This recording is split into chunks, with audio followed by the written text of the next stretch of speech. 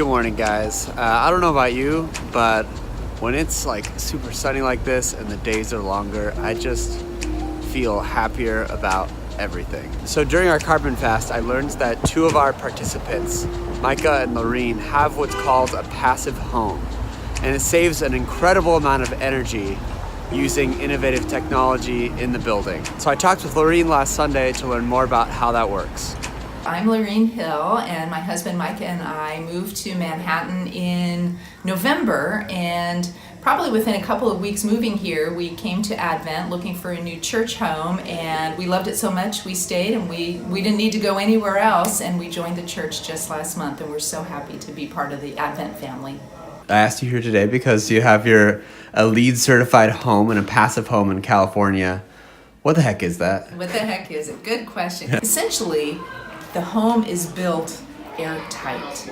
Honestly, so much so that if I were to run the vent on my hood in the kitchen to vent out exhaust, there has to be a way to bring an equal volume of air back into the house, or it could create a vacuum. That's how airtight the house is. We don't have a heater. What's really mind-boggling is that he asked us, he said, now you will need, because it does get cold there, you will need some source of heat. It's not as though you can get away with nothing, but it reduces your demand 80-90%. That's so much. So he asked us, he said, would you prefer heated towel bars, or would you like coils in the bathroom? And I said, oh, they both sound wonderful.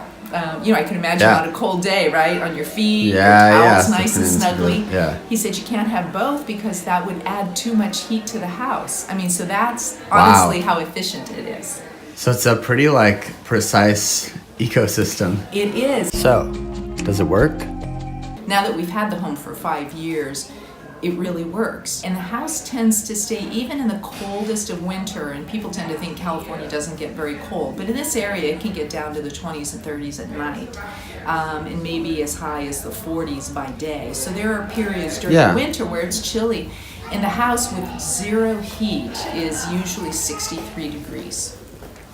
So you put on a cardigan. Put on a cardigan, and we do have a gas fireplace. They don't allow wood burning for keeping the air clean, so we turn on a little gas fireplace, and within an hour or two, the house can be 70 degrees, and then you turn off the heat source, and it stays. So it's pretty incredible. That's awesome. Yeah, and in the spring, summer, and fall, when the weather isn't as cold, the house will stay 68 degrees with absolutely no energy. How did you discover the passive home concept? We knew, having grown up in California, that energy prices were expensive and that water was expensive. So our whole mindset was really, how do we build in a way that's really water and energy conscious? So that was what led us to our builder, who on his website talked about really trying to create a more sustainable model in the industry and to really decrease one's carbon footprint. He introduced us to the concept, and the reason that really appealed to us is that rather than thinking about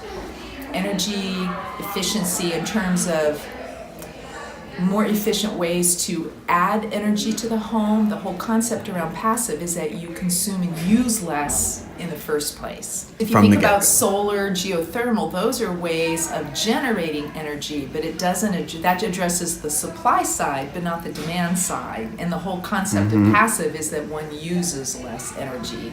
What was it like being an early adopter? We were a little afraid, what do we do if we build this house and then we find it doesn't really work? So it was kind of a leap of faith to jump in. We were his first, and now he's so busy.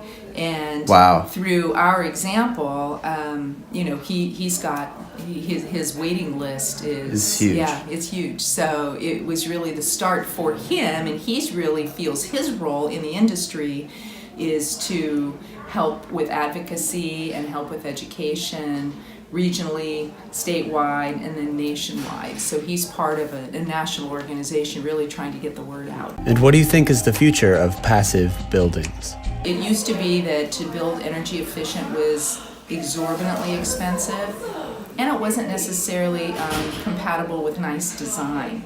And so, you know, our home is both functional. It was a little bit more expensive, but honestly, it wasn't at all what we thought. And it's a beautifully designed home. A lot of the aesthetics and design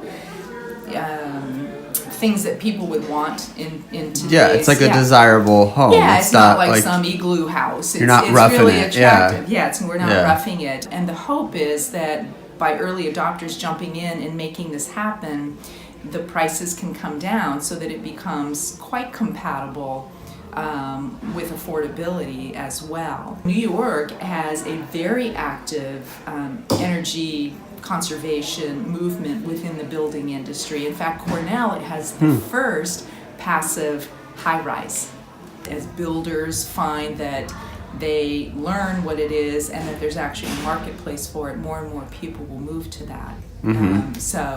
It's a wave. It'll happen.